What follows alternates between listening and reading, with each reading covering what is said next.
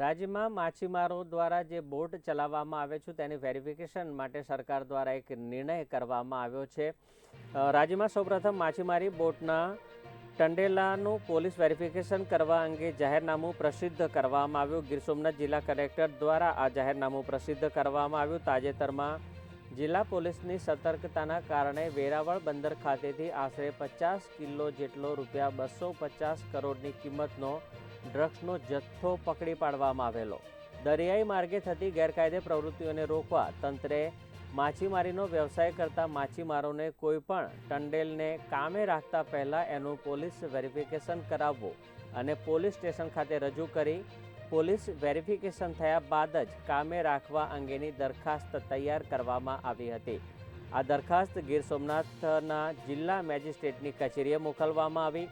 જિલ્લા મેજિસ્ટ્રેટને યોગ્ય જણાતા આ દરખાસ્ત મંજૂર કરવામાં આવી અને આ અંગે જાહેરનામું પ્રસિદ્ધ કરવામાં આવ્યું, જેનું તમામ બોટ માલિકોએ પાલન કરવાનું રહેશે, જેના ભંગ બદલ પોલીસ દ્વારા કાયદેસરની કાર્યવાહી કરવામાં આવશે।